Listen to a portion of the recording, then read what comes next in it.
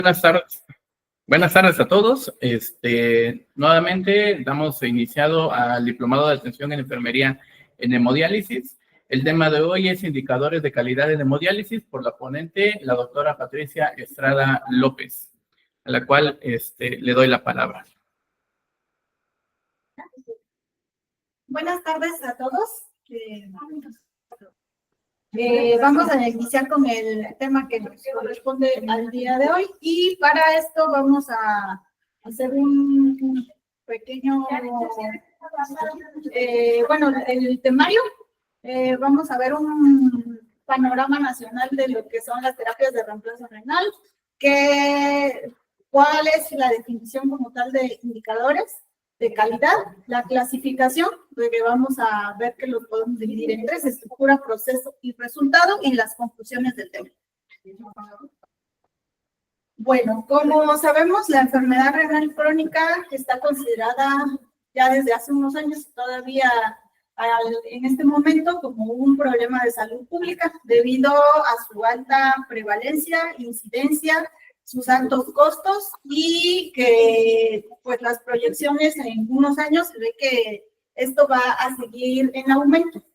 La incidencia actual de la enfermedad renal crónica en México aproximadamente está calculada en un 12% de la población, lo que a la última revisión de este tema que se realizó en el 2024 corresponde aproximadamente a un total de 13 millones de personas. De estas personas que se vengan o que tienen este padecimiento, 6 de cada 10 está asociada o tiene su origen en alguna enfermedad crónico-degenerativa y que estas finalmente desarrollan una enfermedad renal crónica. De ahí la importancia de evaluar y garantizar la calidad de la atención, midiendo ciertos parámetros o indicadores que nos van a ayudar a ver si estamos realizando bien la atención de los pacientes. Aquí en números, en esta gráfica, vemos en lo que es el Registro Nacional de Personas en Terapias de Reemplazo Renal en el IMSS. Hasta el año 2024 teníamos un registro de 79,689 personas en alguna de las terapias de reemplazo, el 54% en hemodiálisis y el 46% en diálisis peritoneal, que más o menos equivale a 36,853 personas del total de las 79,689. Entonces, como estaba mencionando anteriormente, esta importancia o la cantidad de personas que se ven afectadas por este padecimiento deriva en la necesidad de evaluar y garantizar la calidad de la atención. Entonces, los indicadores de calidad los vamos a definir o son medidas cuantitativas y cualitativas que van a reflejar los diferentes aspectos de la atención médica. Y en hemodiálisis nos van a servir para evaluar y mejorar la atención que reciben los pacientes. Hay que recordar aquí en esta parte que siempre nos hacen énfasis en que todos los procesos, los procedimientos que se realizan deben de tener una medición, ya que lo que no se puede medir no se puede mejorar. Entonces, por eso es importante que tengamos una manera fiable, reproducible y medible de verificar que estamos dando una atención de calidad. Entonces, estos indicadores, bueno, aquí está la definición como tal, son medidas cuantitativas y cualitativas que van a reflejar la eficiencia, eficacia, seguridad y satisfacción del paciente en la atención de hemodiálisis. Y estos los vamos a clasificar o a dividir en tres, que son los indicadores de estructura, los indicadores de proceso y los indicadores de resultado. Esto vamos a ir viendo cada uno de ellos y vamos a ver en qué se diferencian o cuál es cada uno de ellos. En primer lugar, los indicadores de estructura son aquellos que evalúan los recursos físicos, humanos y organizacionales disponibles en la unidad. Para esto tenemos aquí en esta tabla los principales, que son el indicador o la relación paciente-enfermero, que no hay, o por lo menos en la norma oficial mexicana de la práctica de hemodiálisis, no lo tiene como tal, pero sí en la mayoría de las unidades de hemodiálisis la relación paciente-enfermero es de 3:1 en general, pero también va a depender del tipo de unidad, incluso donde hay pocos recursos o que pues es en muchas unidades. Lo ideal o lo normado extraoficialmente, porque no hay nada como tal, o en la norma oficial mexicana no está descrita, es menos de 4:1. El siguiente es la calidad del agua tratada, que vamos a ver un poquito con más detalle adelante. El mantenimiento de equipos, tanto el mantenimiento preventivo como los mantenimientos correctivos, y la disponibilidad que se tenga en la unidad para tener acceso a estudios de laboratorio, incluyendo estudios de urgencias como son biometría hemática, los electrolitos séricos y, muy importante también, panel viral. En lo que es la norma oficial mexicana es la número 3, es la que rige o la que va a normar la práctica del hemodiálisis en México. Y en tenemos, encontré esta guía, que es una guía de verificación para los establecimientos que otorgan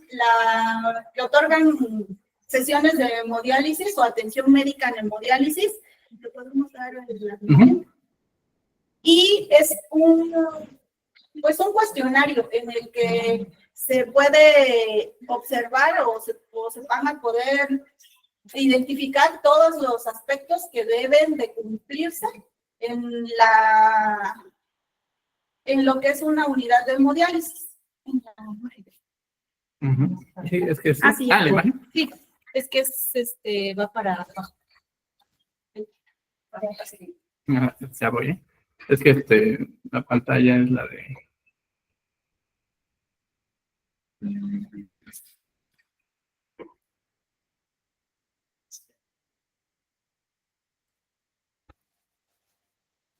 A ver si se... Sí.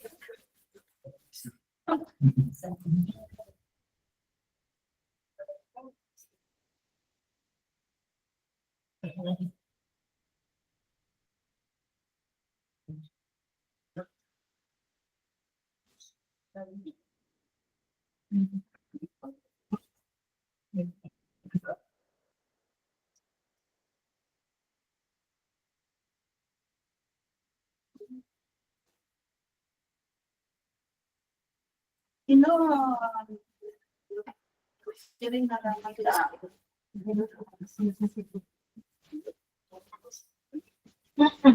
Hoy está abriendo.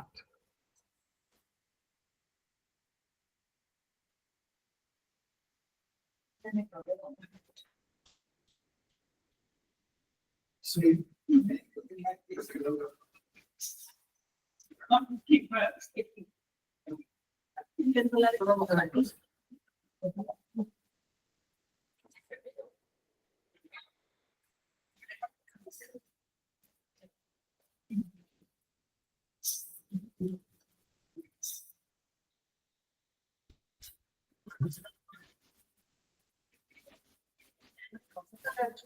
Pero bueno, les voy a ir comentando más o menos aquí en esta guía cuáles son los parámetros o los requerimientos que evalúa y que son obligatorios para toda unidad de hemodiálisis. En el primer rubro están los datos de identificación, autorización y generalidades de cada establecimiento. Ahí es importante que todos los establecimientos cumplan con su aviso de ¿dónde está? Aviso de funcionamiento, licencia sanitaria, que todas las unidades deben de tener un nefrólogo que es el responsable sanitario, que el personal de enfermería también de preferencia sea personal que tenga alguna especialidad o diplomado o curso referente a la especialidad en nefrología. Y en el caso de el médico nefrólogo también debe estar certificado por el Consejo Mexicano de Nefrología. Eso es en cuanto a la cuestión del personal y que cumplan con los requisitos ante COFEPRIS. Posteriormente, también se debe de...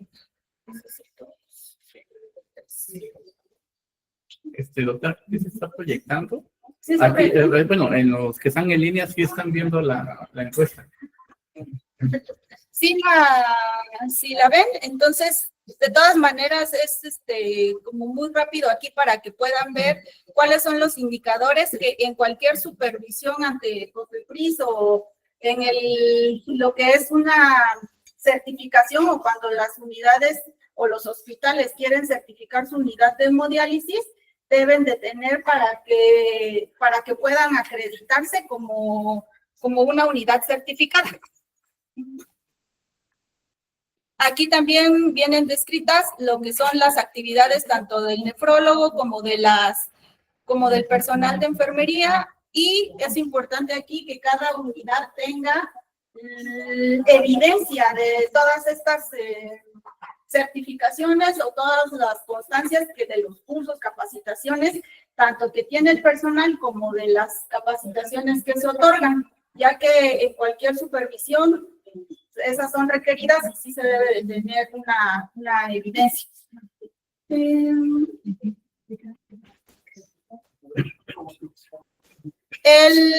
También en esto habla de la hoja que debe de llevar de seguimiento el personal de enfermería, tanto antes, durante y después de la desconexión del paciente, que es la hojita que se llena en cada sesión el paciente. Esto también es una causa o un parámetro que se supervisa, y los procedimientos que se realizan para la práctica de hemodiálisis, que vamos a ver un poquito más adelante, la cuestión de tomarles panel viral, tener el instrumental que se requiere para la atención de los pacientes. Aquí habla también de la infraestructura, la cuestión de el espacio que se debe tener entre una máquina y la otra, que eso finalmente todos estos parámetros que se miden en esta guía vienen o derivan de lo que viene en la norma oficial mexicana. Entonces no viene nada que no esté descrito ahí. Todos los espacios, la infraestructura, el equipamiento, la capacitación del personal de enfermería y también del responsable sanitario, todo lo que se debe cumplir. Entonces, seguimos para no entretenernos mucho en esto. Si quieren, se las comparto y ya la pueden revisar para que la vean completa. Sí está bastante larga porque son bastantes parámetros que se miden, que se verifican cuando hay una supervisión. Y bueno, vamos a entrar en lo que es la calidad del agua que se utiliza en hemodiálisis. En la norma oficial mexicana, en el punto 6.6, nos dice que todas las unidades de hemodiálisis deben de usar agua que cumpla con las especificaciones que están contenidas en este cuadrito que podemos ver aquí a mano izquierda, que es en donde se identifica la cantidad de sustancias y también de bacterias que o que no se deben de rebasar para que el agua sea considerada como apta o para la práctica de hemodiálisis. Y esto es muy importante porque también en este parámetro se debe de contar, o cada unidad de hemodiálisis debe de contar con una bitácora en donde deben de tener todos los análisis físicos, químicos, y bacteriológicos que se hacen en lo que es la calidad del agua, tanto principalmente en lo que es la ósmosis. Si esto no se cumple, pues esto puede ser incluso una causa por la cual se cancele o se cierre la hemodiálisis, ya que esto sí es muy importante, porque si no tenemos la evidencia de que sí lo estamos realizando, pues cómo podemos garantizar que estamos dando un tratamiento de calidad al paciente. Entonces sí es muy importante. Ahí vienen los parámetros que debe de cumplir esta agua, y aquí muy importante la cantidad de endotoxinas que deben de cumplir el agua para considerarse agua ultrapura o líquido de diálisis ultrapuro, que se van a utilizar en otras modalidades de hemodiálisis que no tenemos aquí, por ejemplo, la hemodiálisis expandida, la hemodiálisis de otros tipos que se utilizan o que ya se están realizando también en México, que todavía no tenemos aquí en el hospital, pero en algún momento es la visión que se tiene, ¿no? Que se pueda utilizar o se tenga en todas las unidades para una mejor calidad de hemodiálisis en los pacientes. Entonces, eso es respecto a la calidad del agua. Y luego, en el punto número 6.6, igual de la norma oficial mexicana, que entra dentro de los indicadores de estructura, y que era lo que les comentaba ahorita, todo el equipo médico debe de tener un programa de mantenimiento preventivo y correctivo. Y esto debe de tener una bitácora. Aquí, por ejemplo, les puse así una tabla de una supervisión que hicimos en una unidad de hemodiálisis, en donde esta es su bitácora de mantenimiento. En la parte de arriba, por ejemplo, tienen ahí identificadas las supervisiones que hace el responsable del soporte técnico a la unidad de donde está lo que es las instalaciones hidráulicas, las instalaciones sanitarias, y en esta parte el mantenimiento o la vigilancia que se hace del equipo de hemodiálisis y los reposets. Entonces, cada semana la persona que está encargada de la vigilancia o del mantenimiento de todos los equipos tiene que pasar a revisar todos y cada uno de estos puntos y ir anotando el estado en el que están, si se encontró en buenas condiciones, sí o no, y si se le hizo algún mantenimiento o alguna intervención en alguno de los equipos. Y esto también debe de estar la bitácora al alcance de cualquier supervisión, porque esto es parte también de lo que se vigila cuando los directivos van a alguna supervisión, a alguna unidad de hemodiálisis, tanto de las unidades subrogadas como también de las que son propias de IMSS, que en este caso tenemos. No tenemos. Por ejemplo, aquí no tenemos. No sé en otras unidades si lo tengan, pero así se tiene que llevar y es parte de lo que se vigila. Dentro de los indicadores también de estructura, es muy importante, también viene lo que descrito en la norma oficial mexicana, es que cada paciente que se ingresa a la unidad de hemodiálisis debe de contar con un panel viral en el que se determine el antígeno de superficie de hepatitis B, anticuerpos contra virus de hepatitis C y el virus de inmunodeficiencia humana.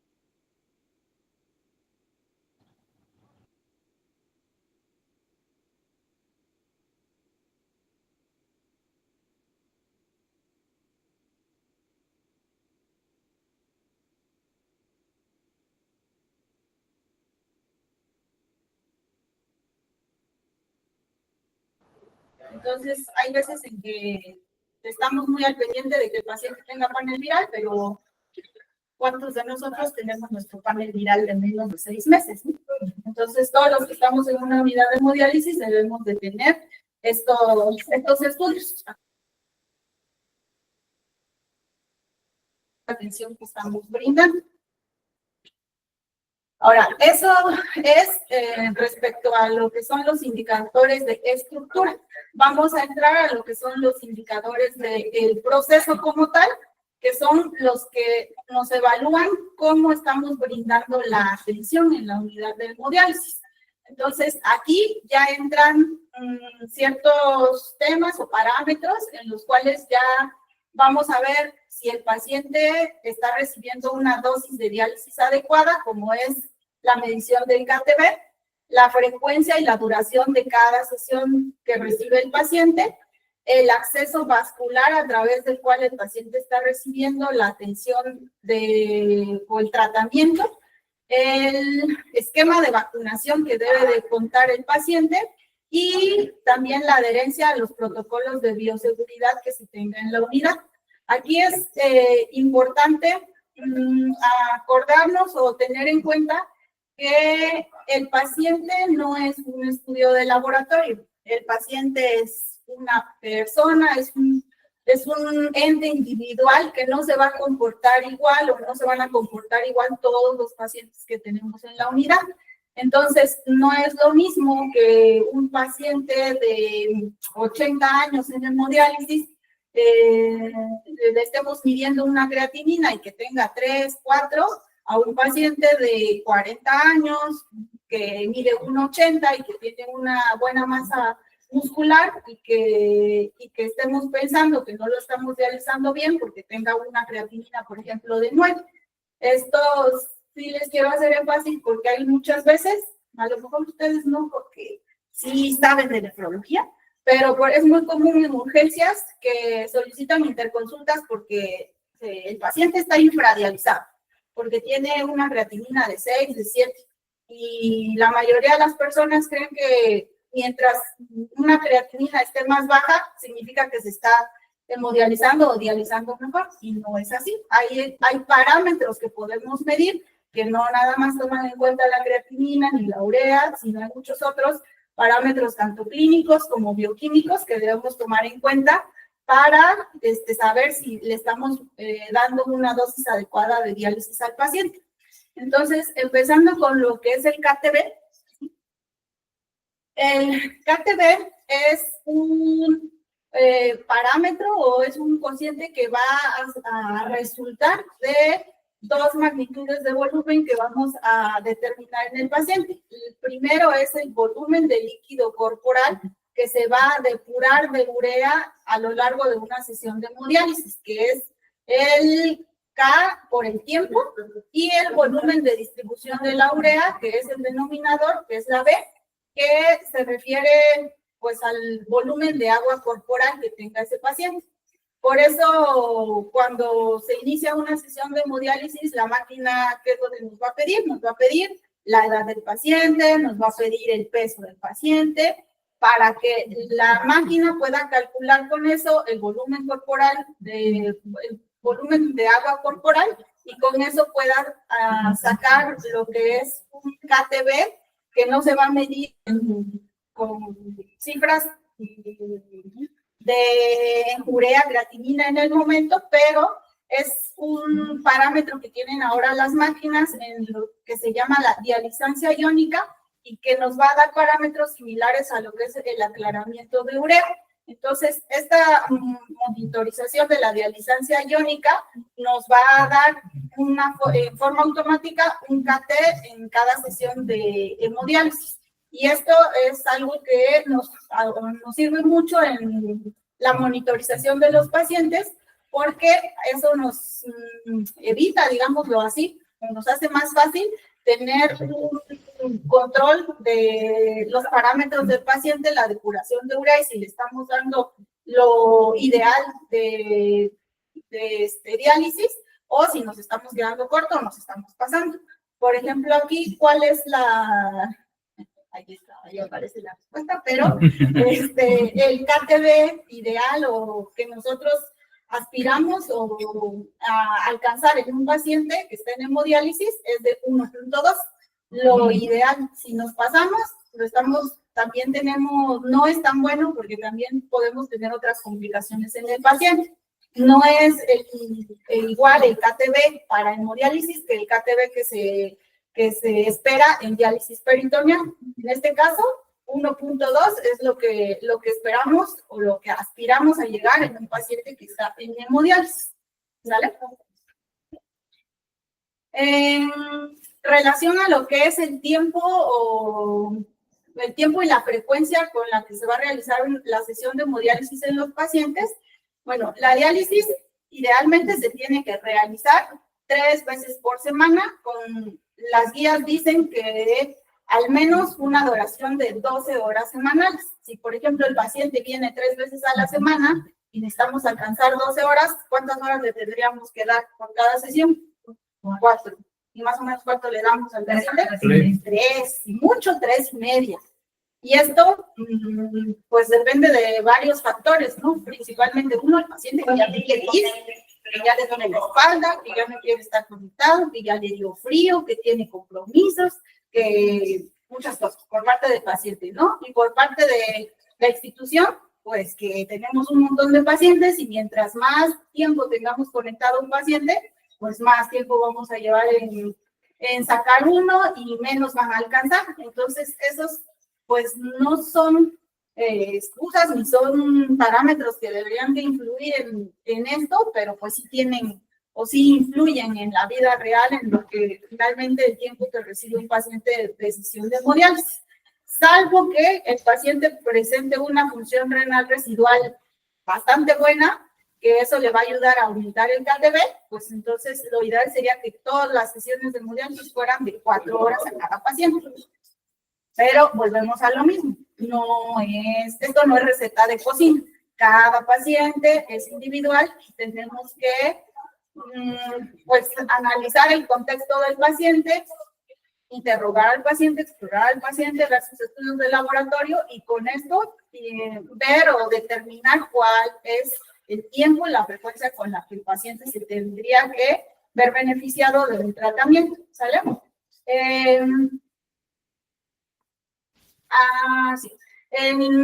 Otros parámetros que también influyen en el tiempo de la sesión de hemodiálisis, pues van a ser la inestabilidad cardiovascular, la hipertensión arterial refractaria, que hay pacientes que manejan presiones de más de 200 de sistólica y que en teoría o lo que dicen los estudios es que una sesión de más tiempo debería de ayudarlo a mejorar las cifras de presión arterial. ¿Vale? Entonces, ahora, respecto a las recomendaciones que tenemos para el acceso vascular, sabemos que la primera opción o lo más recomendable de que un paciente tenga para acceso vascular es la fístula arteriovenosa y de esta lo ideal, la nativa. En el caso de que el paciente no tenga unas venas adecuadas para realizar una fístula nativa, pues se pudiera acceder a un injerto o una fístula protésica. Y como tercera opción, deberíamos de tener un catéter venoso tunelizado cuando de plano no haya posibilidad de hacer una fístula ya sea nativa o protésica. Y finalmente, la última opción de accesos vasculares debería de ser el acceso temporal, el acceso venoso temporal. Sin embargo, pues en nuestra realidad, ¿cuántas veces no hemos visto pacientes que tienen 3 años, 2 años, 5 años con un catéter temporal y pues ahí está funcionando? Obviamente esto no significa que esté bien porque la realidad, y al menos lo que yo he visto en mi experiencia, es que un paciente, mientras más tiempo lo tengamos con un acceso no definitivo, las complicaciones son más difíciles de resolver mientras más tiempo haya tenido ese catéter. estenosis de venas subclavias, de venas cavas, síndromes de robo al momento o de hipoperfusión al momento de que al paciente después de muchos años ya le lograron hacer la fístula, se le hace la fístula y resulta que la fístula nunca madura porque pues ya hay una obstrucción. Entonces, todas estas complicaciones van a tener su repercusión al final y eso aquí lo vemos en esta gráfica, donde los estudios nos indican que la supervivencia, la mejor supervivencia de un acceso vascular, finalmente de la vida del paciente ligado al tipo de acceso vascular que tiene o que tenga, va a ser la fístula arteriovenosa, que es la primera curva que se ve acá hasta acá arriba. Entonces, esta es lo ideal. De ahí hacia abajo se van en orden, así como lo estoy mencionando, el acceso, bueno, la fístula por injerto, el acceso generalizado, y por último, si ven la curva hasta abajo con la menor supervivencia, pues el acceso venoso temporal. Entonces, por eso también es importante tener en cuenta este parámetro para que nuestros pacientes puedan tener el mejor acceso vascular durante el mayor tiempo posible mientras el paciente se encuentra en hemodiálisis. Ahora, respecto a lo que es los esquemas de vacunación, también es un parámetro que nos va a hablar de calidad en hemodiálisis porque idealmente, como les mencionaba hace rato, un paciente que está en prediálisis, que ya lo estamos preparando para que en poco tiempo entre a un tratamiento, a una terapia sustitutiva, si va a ser en hemodiálisis, lo ideal sería mandarlo a hacer o a realizarle primero su fístula arteriovenosa, que esa fístula arteriovenosa madurara y al momento de iniciar su hemodiálisis, el paciente ya entrara con una fístula madura. Al igual que la preparación del acceso vascular antes de entrar a la hemodiálisis, lo ideal sería que el paciente también se le revisara su esquema de vacunación. El esquema de vacunación también es importante para los pacientes en hemodiálisis. Y, por ejemplo, aquí no he visto que alguien o estemos checando la cuestión de los, ¿no, verdad? Del esquema de vacunación de hemodiálisis. Entonces, es importante, lo principal, los más frecuentes que decimos, si no tienes la vacuna contra hepatitis B, pero no es la única. Los pacientes, según igual la norma oficial mexicana, todos los pacientes que son seronegativos para antígeno de superficie de hepatitis B, deben de ser vacunados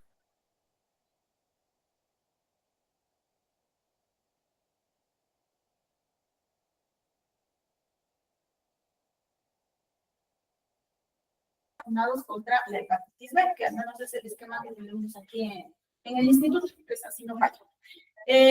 Aquí en esta tablita tenemos las recomendaciones de todas las vacunas que se deben de aplicar a los pacientes que están en un tratamiento de hemodiálisis. Hasta arriba tenemos la vacuna de hepatitis B, que aquí sí es importante mencionar que son 4 dosis.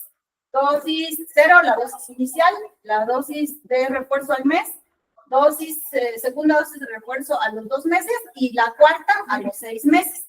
Y esta es a doble dosis, digámoslo así, de la dosis habitual que se aplica como para población general. Son 2 mililitros o 40 microgramos de la vacuna contra hepatitis B. Y también está recomendada la vacunación contra neumococo, esto principalmente en pacientes cuya causa de enfermedad renal haya sido un síndrome nefrótico o pacientes que vayan a ser trasplantados. Es donde más se recomienda que se tenga la aplicación de la vacuna contra neumococo. La vacuna contra influenza, que al igual que la población general, se tiene que aplicar el refuerzo cada año. La vacuna contra varicela, que no la tenemos en el instituto, la varicela. Ajá. Y contra hepatitis A, que tampoco lo tenemos en el instituto, la sarampión, viruela y parotiditis, que también se aplica una sola dosis, y la TB, que es del toxoide difterico y tetánico, que también se deben de aplicar 3 dosis a partir de los 7 años, o en caso de que no se hayan aplicado anteriormente a los pacientes que están en hemodiálisis.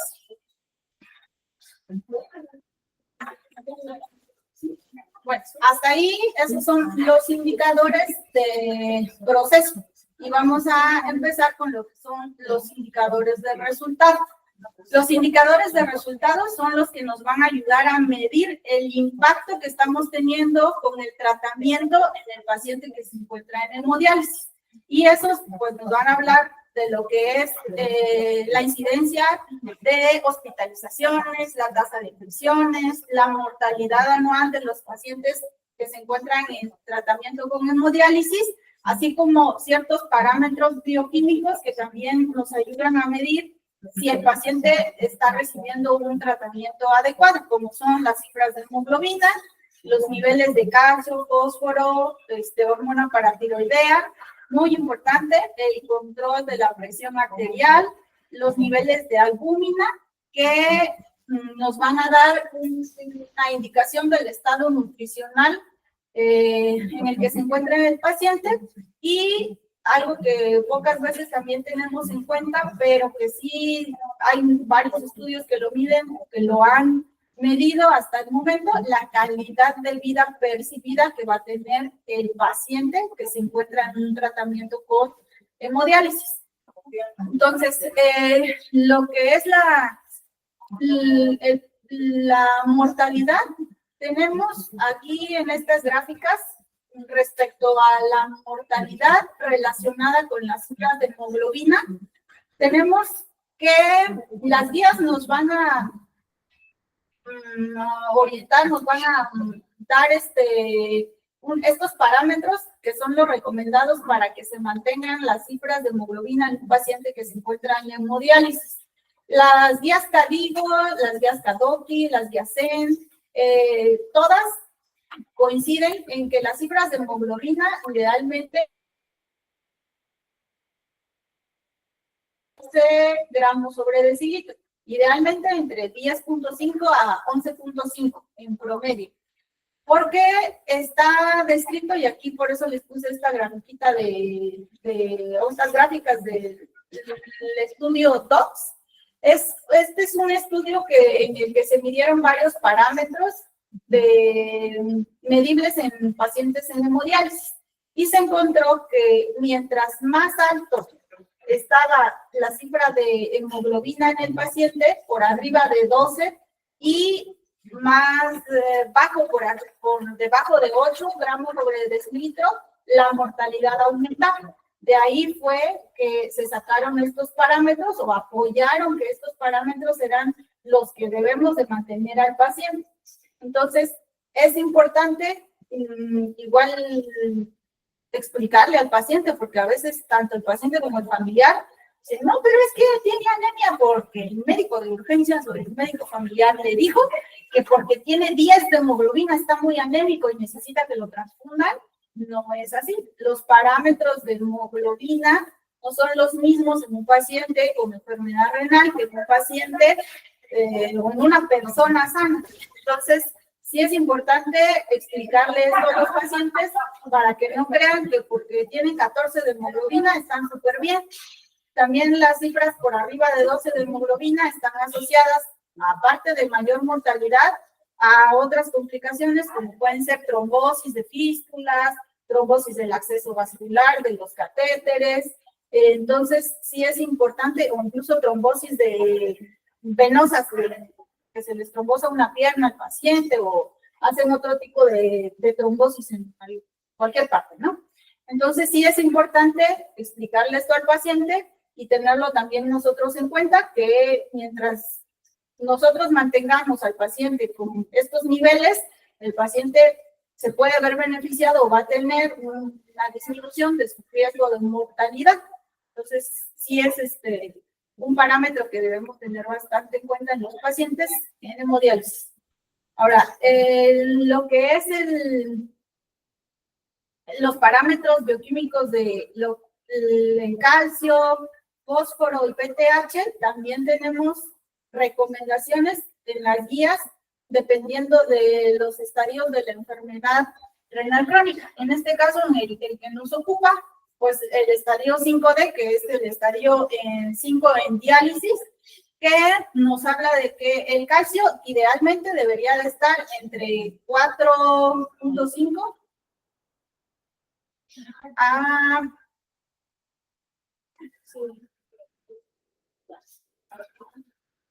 del calcio es de 8.4 a 9.5 y el fósforo de 2.5 a 4.5.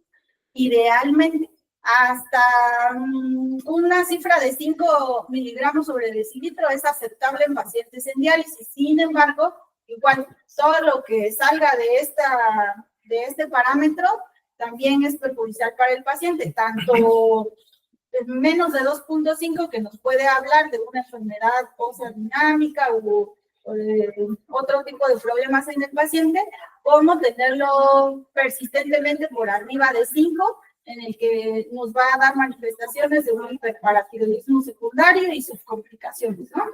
Entonces, el nivel igual de PTH que debemos tener como objetivo en estos pacientes es, aquí en esta guía, por ejemplo, nos la menciona entre 150 a 300. Sin embargo, en las guías CADIGO nos dice que hasta 9 veces por arriba del rango más alto del parámetro que mide el laboratorio. Entonces, es un poco, el parámetro sí es bastante amplio, pero aquí lo importante es la medición o la frecuencia con la cual vamos a estar o debemos estar monitorizando estas cifras en el paciente, porque incluso hay pacientes que llegan a la consulta que pues nunca les han hecho un estudio de hormona paratiroidea, que una vez al año si acaso les habrán hecho un estudio o una determinación de calcio o fósforo, y pues esto nos dicen las guías CADIGO y la Sociedad Española de Nefrología, por ejemplo, que debe de ser mínimo trimestral la determinación de hormona paratiroidea. La determinación de calcio, fósforo, debería de ser por lo menos trimestral, al igual que la determinación de panel viral que comentábamos hace rato, debe ser, según la norma oficial mexicana, cada 4 meses. Entonces, es importante que tengamos en cuenta esto. Otro parámetro bioquímico que también nos va a hablar de calidad en los pacientes que reciben hemodiálisis es la determinación o las cifras de albúmina sérica. La albúmina sérica es un parámetro indirecto del estado nutricional del paciente. Entonces, tiene una asociación directa con la morbimortalidad, y eso lo podemos ver aquí en esta gráfica que les puse.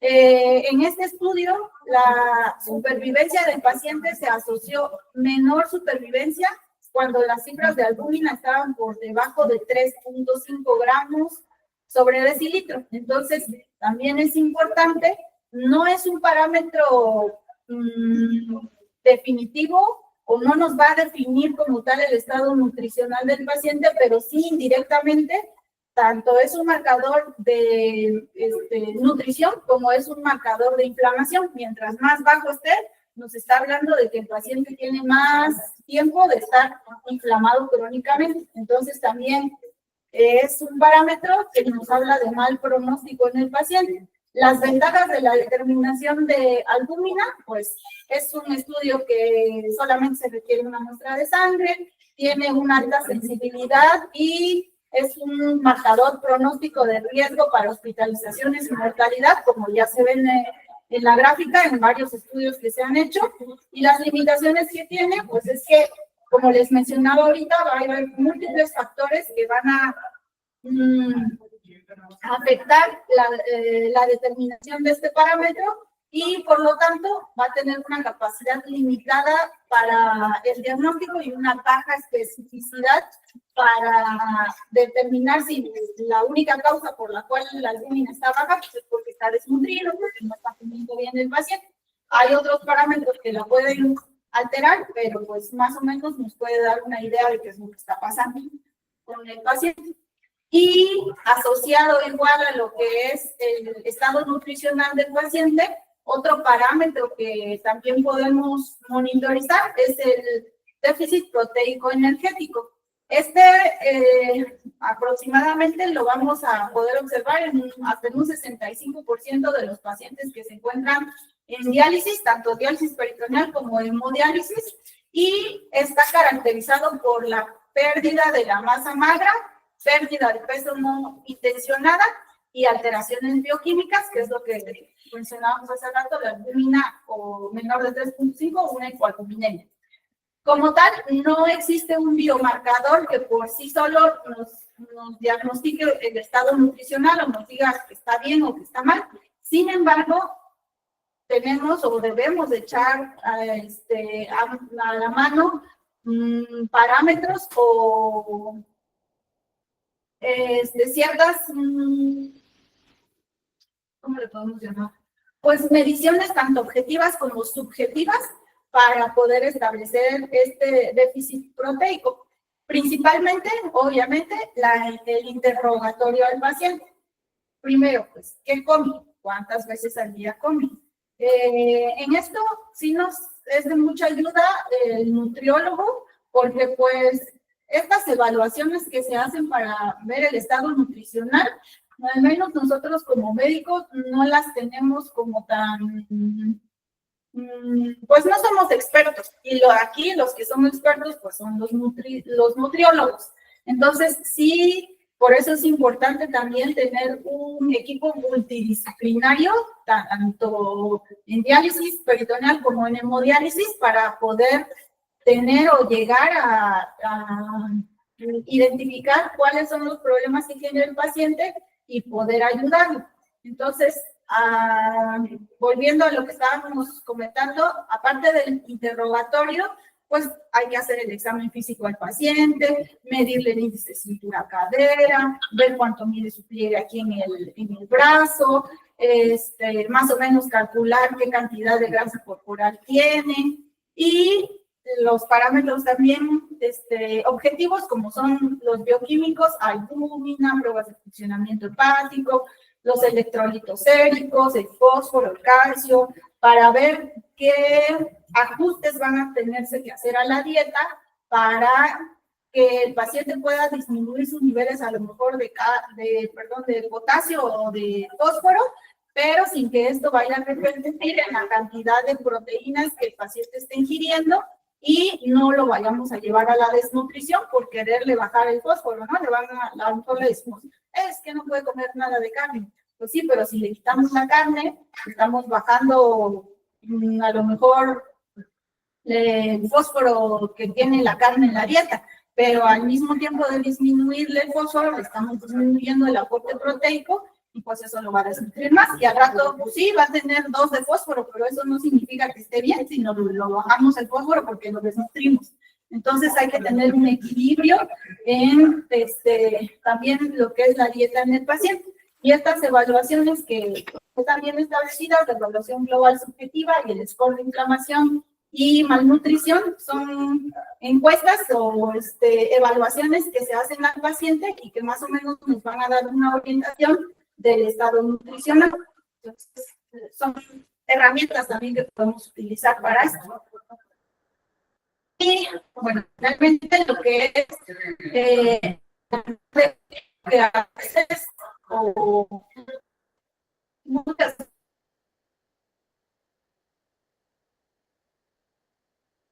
veces pensar que es lo que él o cómo él piensa que está su calidad de vida estando él con una enfermedad renal crónica en un tratamiento de hemodiálisis. Este cuestionario es el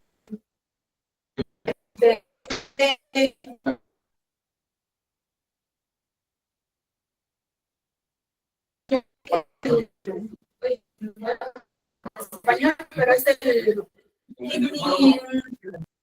calidad de vida.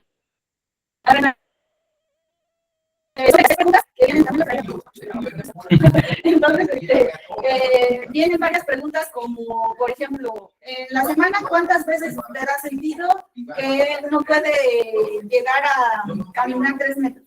En la semana, ¿cuántas veces usted ha sentido que no tiene ganas de hacer nada?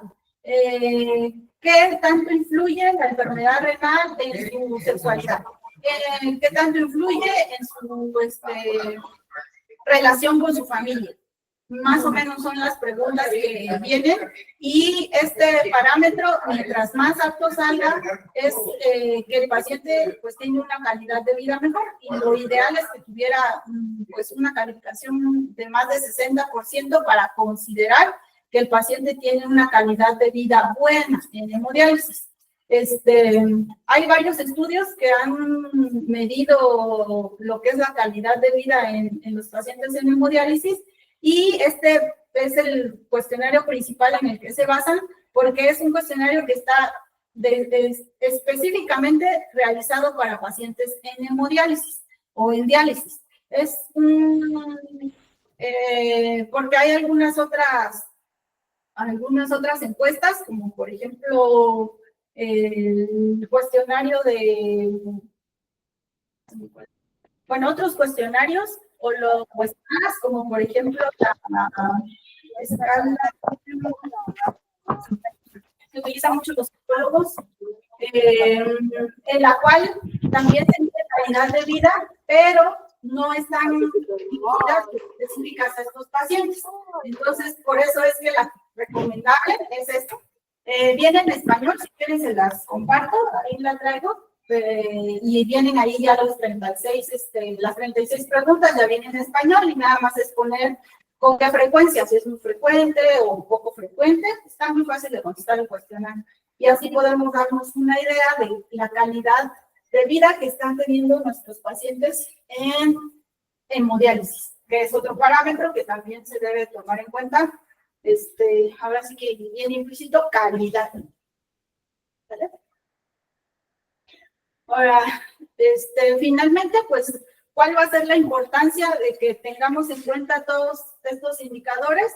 Pues, en primera, mejorar los resultados que estamos teniendo con el paciente. Al mejorarle los síntomas que va a tener de uremia porque le extendimos más el tratamiento o la sesión de hemodiálisis, o le aumentamos un día más de hemodiálisis y nada más venía 2 sesiones por semana, pues eso finalmente va a tener una repercusión clínica que finalmente es lo que esperamos, que el paciente tenga una calidad de vida mejor. Como les mencionaba al inicio de la plática, identificar áreas de mejora. ¿Por qué? Porque si no tenemos cómo medir cómo estamos trabajando, no lo vamos a poder mejorar. Entonces, de ahí también la importancia de tener en cuenta o poder medir todos estos indicadores. Y, obviamente, cumplir con estándares internacionales de todas las guías y sociedades que tenemos a nivel mundial, en el cual, pues, ahora sí que para poder decir que sí estamos mejor que Dinamarca, ¿no? Entonces, nos podemos comparar.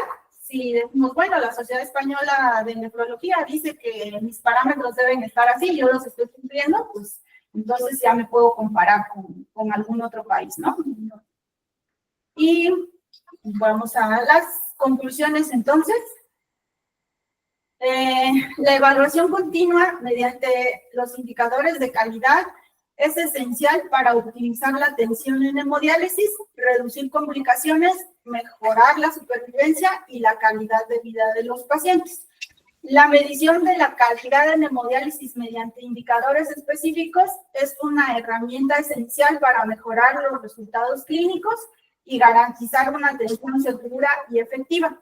Y la implementación de un sistema de monitoreo y mejora continua va a contribuir a la supervivencia, el bienestar y obviamente también, tenerlo en cuenta, la satisfacción de los pacientes que se encuentran en un tratamiento de diálisis. Entonces, todo esto es importante porque, como les mencioné también al inicio, no le damos tratamiento a un estudio de laboratorio o a un parámetro, sino a una persona, y esa persona tiene una familia, tiene una vida, tiene una actividad, y entonces, mientras mejor nosotros estemos proporcionando la atención que le estamos brindando, el paciente va a tener una mejor calidad de vida y pues una mejor satisfacción. Y recordemos que en medicina, nosotros, aparte de salvar vidas, también debemos de tener en cuenta el bien vivir. O sea, no se trata de tener un paciente ahí vivo nomás porque le estamos haciendo hemodiálisis y que el paciente no se pueda ni parar de la silla porque pues, está todo desnutrido y está todo mal, sino es tener ese equilibrio entre darle calidad al paciente, que el paciente se sienta bien y también nosotros poder decir o plasmar a lo mejor en una nota o en una supervisión, decir, sí, mi paciente está bien porque aparte de que él dice que se siente bien, sus parámetros bioquímicos, sus parámetros del KTB están como dicen las guías que tienen que estar. Entonces, todas estas cosas son importantes tenerlas en cuenta y pues no olvidar entonces que debemos tomar en cuenta lo que el paciente quiere, lo que el paciente necesita, lo que el paciente también nos pide a veces, porque a veces igual no sé, la inercia de la vida nos lleva y no ponemos mucha atención a lo que el paciente nos expresa, entonces también esa parte es importante tenerla en cuenta para dar la atención al paciente, ¿sale? Y pues eso sería de votar.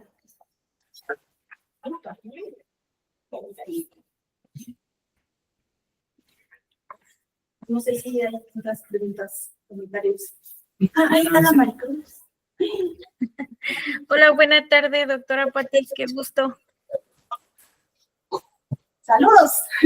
Mire, bueno, encuentro muy bien la información, solo que a veces nos olvidamos de que, por decir, usted conoce perfectamente cómo trabaja el hospital de Tuxtepec.